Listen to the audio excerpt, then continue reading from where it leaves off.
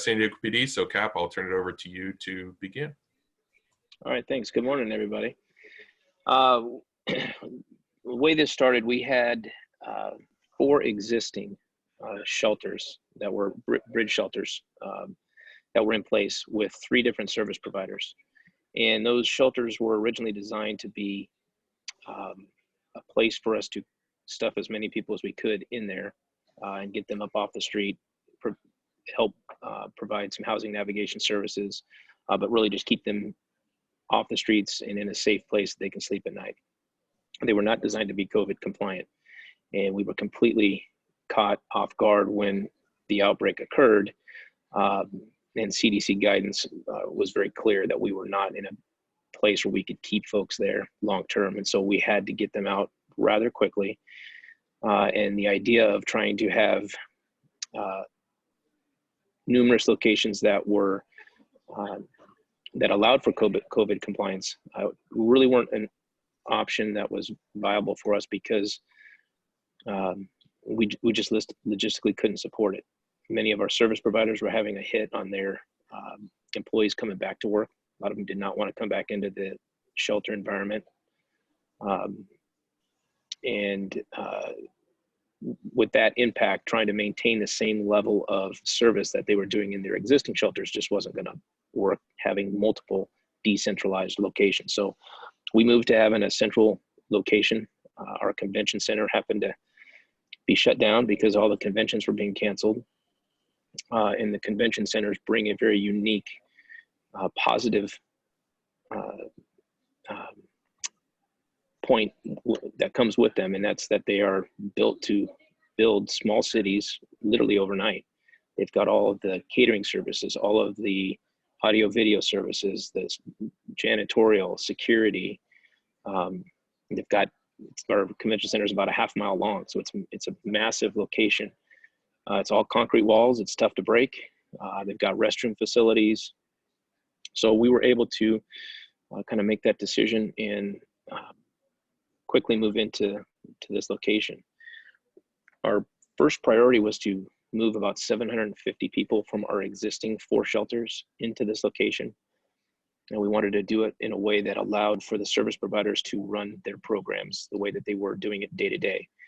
And that's an important part of this because they run basically like a camp, and they provide some routine, some structure, which is important for the homeless population. When they're out on the streets, there's no structure unless you're enforcing the law. And so we wanted to make sure that we could maintain that structure with those service providers here. So we moved that first 750 folks in here, and then we really wanted to get to a point where we could bring folks off the street and try to house everybody that wanted to be indoors into this facility. So we have the green light and the approval to grow to almost 1,600 people. As of today, we're at 1,100. We bring 50 to 75 people in a day. But we wanted to make sure that we're growing at a pace that we can logistically support it, making sure there's enough food in the fridge, enough staff to manage the population. And then also the folks that are coming off the street, make sure that they are acclimating safely, and we have good accountability of who we're bringing in here every single day. We've implemented some advanced, and I say advanced, they're safety and health measures that exceed what CDC requires, or at least requests. We have daily medical screening. We take temperatures, and we go through a questionnaire for looking for any minimal signs of symptomology. We are doing COVID testing. We've been fortunate enough to have a foundation pay for 1,500 COVID tests, so we're able to test everybody. Testing has been an issue, but it is just another tool that we're using. We have a medical clinic that's here on site, providing primary care, providing some EMT type services as well, and then behavioral health. And that's important because of the instability of many of the folks in this population. We have The janitors come through three to four times a day, at least 3 times a day, clean all the high touch surfaces, tables, chairs, door handles, faucets, the showers. We did have to bring in shower trailers and laundry trailers. All of that stuff gets sanitized. We brought in a couple different, I don't know what you call them, but they're like bug zap machines. You can put property in there, turn up the temperature on it, and it kills scabies, lice, bed bugs. So we can prevent any type of spread in those categories. We make everybody wear a mask. We have hand washing stations, portable hand washing stations brought all over this place. You can't go in and out of any room or pass by any major thoroughfare or get any food before you wash your hands. So we're maintaining great hygiene. And so collectively, it's worked out pretty well. Looking at some of the data we've had, it looks like about 30 security related type incidents where law enforcement's had to be involved.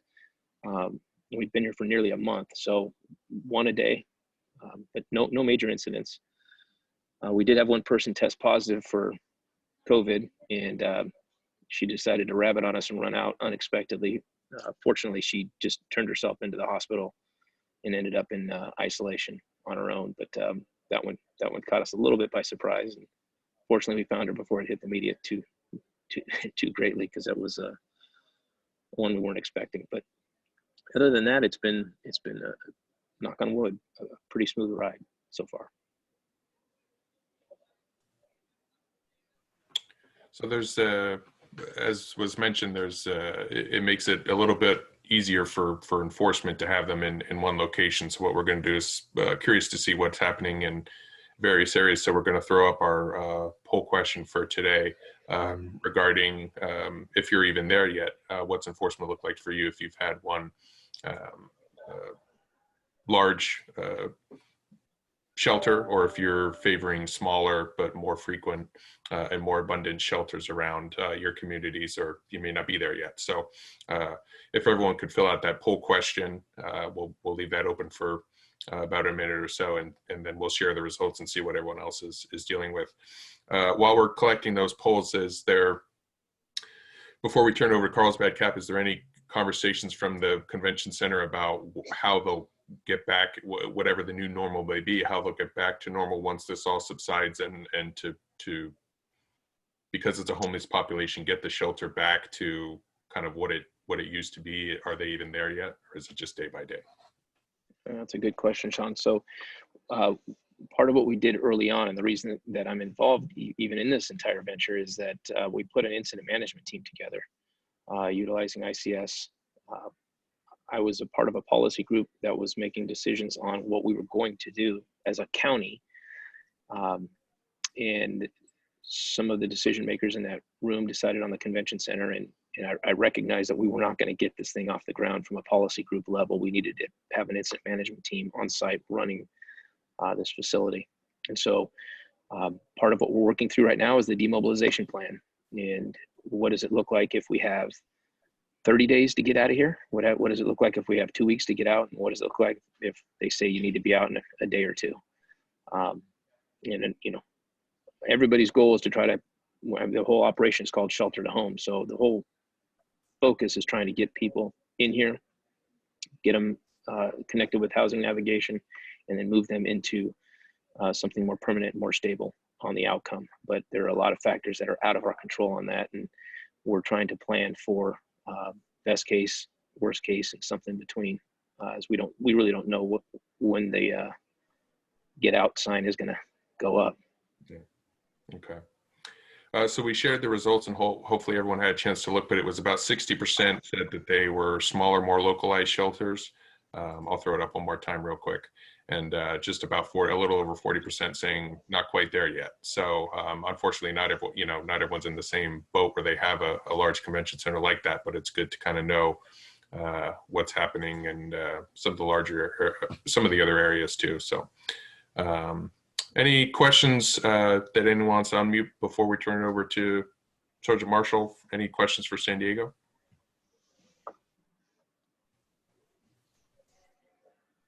All right, Gary, I think you're up. All right, Shaun, thank you very much for having me. And I'd like to thank the CPOA for allowing me to speak on behalf of the city of Carlsbad. And my goal was basically give you a description of our city and then talk about the hotel voucher program that was put into our city, and then let you know some of the learning points that we have and then the success that we had with the program. So starting off with the city of Carlsbad, if no one's familiar or if you're not familiar with the city of Carlsbad, it's in the northern part of San Diego County. It's a coastal city just below Oceanside and Camp Pendleton. We have a population of about 115,000. We currently have 129 sworn, and in regards to the homeless population, that includes our men's shelter that we have in our city. We fluctuate between 160 to over 200. We're still waiting for the point in time count results for this year. Obviously, everything's been delayed with all that. So I am the sergeant of the homeless outreach team. We have 4 officers, and we have 2 contracted interfaith social workers that work with us full time. We're a 7-day coverage team. Basically, we have 2 officers and 1 social worker work Sunday through Wednesday, and then 2 officers and 1 social work Wednesday through Saturday. So we have 7-day coverage. And then obviously things have changed since the COVID-19, social distancing, and the stance that we've taken on that. So that's where it leads me into the program that we got put in our city. Just to briefly talk about Interfaith, they're a community service group that basically covers the whole North County of San Diego. They're the integral part of this entire program. Their services are supportive and range from supportive services, housing, clinical and behavioral health, and recovery and wellness, and also economic employment development.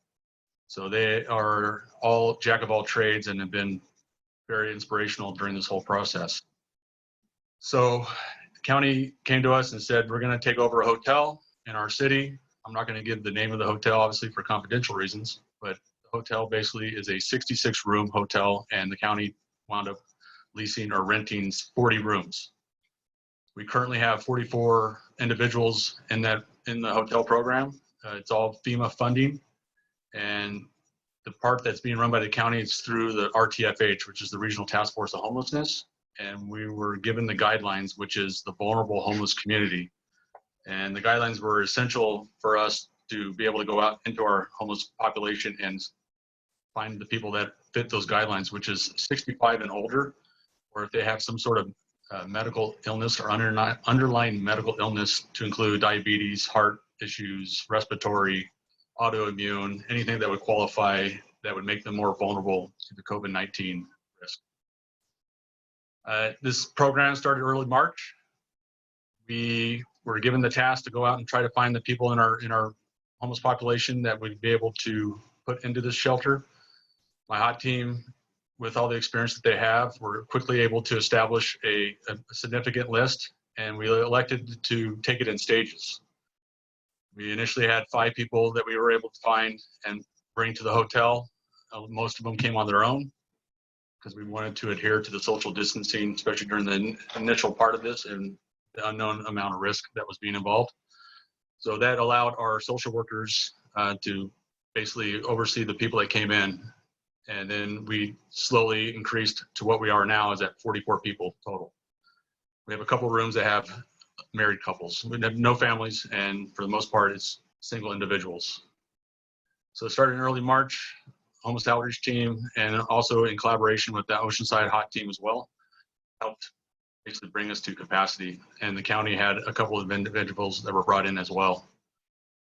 Interfaith has been able to, because we've gone in stages, Interfaith has seen the gaps that have developed during this process to where we are now at fully operational. And because of the 7-day coverage, it's been instrumental in basically addressing any needs that come up. So early on, there were some communication issues that we discovered. We were able to work out with the county and also with the hotel staff, which is vital. If you're going to start this program, you have to have buy-in from the hotel staff. So I think clear communication and expectations have been vital for that. And having Interfaith ICS, I'm going to call them, on site 7 days a week has definitely helped with mitigating any problems that come up. If they were not to be here on the weekends, I think we would just come back to a mess on Mondays.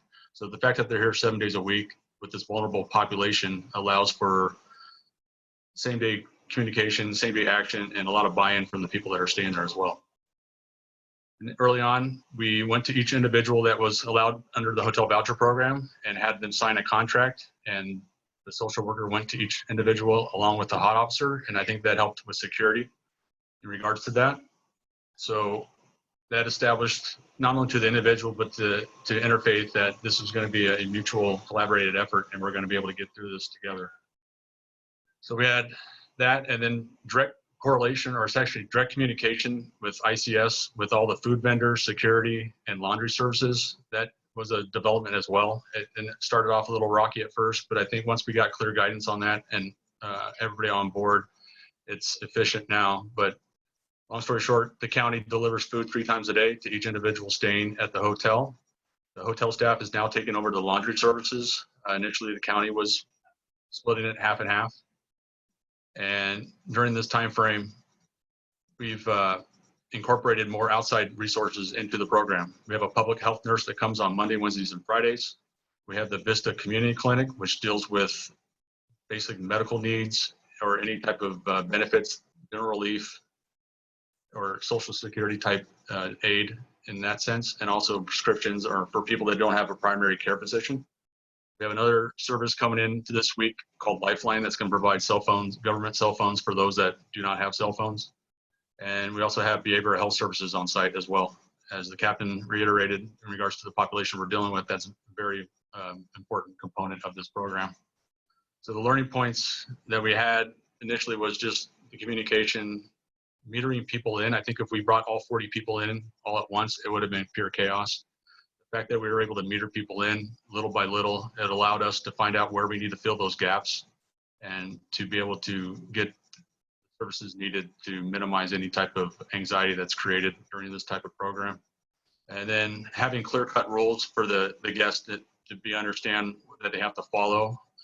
Interfaith came up with a behavior contract because we were having issues with a bunch of minor infractions where the guests were smoking in their room or doing various little stuff that was in violation of the hotel's policy. So they developed this contract, and my homeless outreach officer would assist the social worker when we'd go to explain the rules to the person, and everybody's been pretty receptive. So once again, that 7-day coverage has helped with that, not only with the homeless outreach team being there, but having our social workers there 7 days a week. And so another successful thing that our interfaith social workers are doing is twice-a-day check-ins, and that'll still goes back to that communication and keeping that everything out on the forefront, and so there's no surprises or any type of incidents that might come up if there's no proper communication. And also, I forgot to talk about when the people checked in, they were initially given a 2-week contract, and at the end of the 2 weeks, our ICS would reassess the program and then let them know that we're going to go ahead and go to a case management program now. So each person at our hotel is assigned a case manager. And like the captain said, with their shelter, this hotel voucher program's goal is to take these vulnerable homeless population, take them off the streets and actually transition them into housing. And our goal is not to, once COVID's over, to release them back out on the streets. So they have 7-day coverage case management, and the goal is obviously to get them into housing while this pandemic takes place. That's pretty much it. So I put in the chat box to everyone if you've experienced a similar directive to open hotels to the homeless. If so, how's it been going? So either if you want to answer via chat or want to unmute yourself and either respond to that or ask any questions of either gentleman. Are there any questions for Scott or Gary?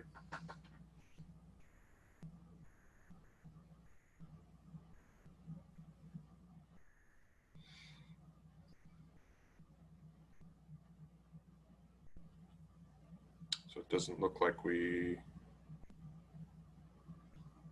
have any yet. I guess for both, and I know you don't want to, and we understand why you don't want to mention the hotel specifically, but in terms of how has that affected the conversations as it gets close to budget time, especially with tourism taxes and other things that attribute to how some cities may beat up? I know in some areas like Anaheim, the PD is almost solely funded by the tourism tax there. So it obviously has an impact across the board. Has that come into play at all, or are those kind of separate right now? You're just dealing with one thing at a time? Yeah, our goal is to deal with the pandemic right now. We're not addressing that. I mean, we're obviously monitoring it. It hasn't been an issue. The location of the hotel is where there is a high population of homeless people, so it hasn't really been something that stood out. So we're constantly monitoring that. So yeah, that'll obviously be a discussion down the road. But there's other programs that are being talked about as well in regards to how we're gonna, when we go back to dealing with the homeless issue. Right now our focus is on making sure the vulnerable homeless population remains safe and housing. Okay. If no other questions, we thank Scott and Gary for their participation today and everyone that logged in. And again, we'll post this on our YouTube site to find, so please go there. It should be up within about an hour so check there and you'll be able to share with your departments. And if there's any other questions or anything that comes up, you can contact CPOA and we'll get it out to everyone. But we thank you, gentlemen, for your time and everyone that logged in, and hope we'll see you on Thursday. All right, Shaun, thank you very much. Thanks Take all. care.